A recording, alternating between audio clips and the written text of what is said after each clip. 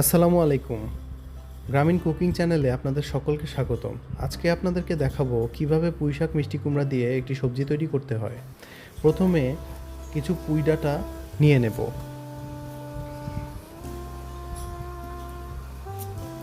সুন্দরভাবে পুঁই ডাঁটা কেটে নেওয়ার পর তার সাথে একটা মিষ্টি কুমড়ার ফালি অ্যাড করে নেব। কুমড়ার ফালিগুলো কাটা হয়ে গেলে সুন্দরভাবে পানি দিয়ে ধুয়ে নেব।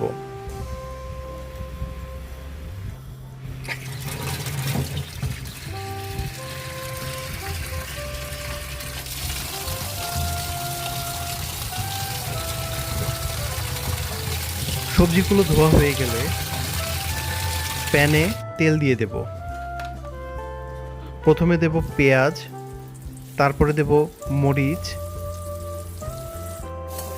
এবার সাথে যোগ করব কিছুটা জিরা।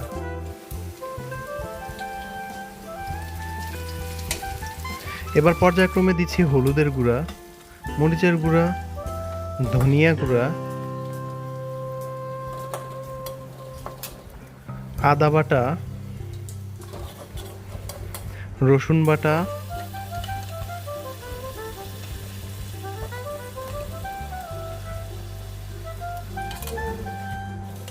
কিছুটা কষানোর পর সবজিগুলো দিয়ে দেব।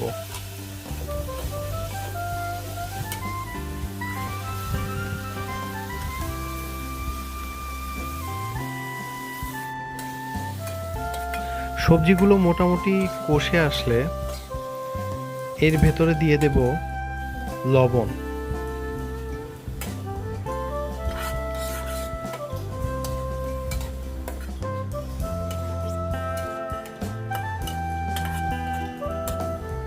সবজিতে এখন যোগ করব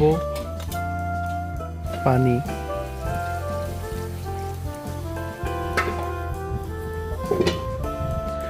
পানি দিয়ে কিছুক্ষণ নাড়াচাড়া করে নেব যেন সবজিগুলো সুন্দরভাবে সেদ্ধ হয়।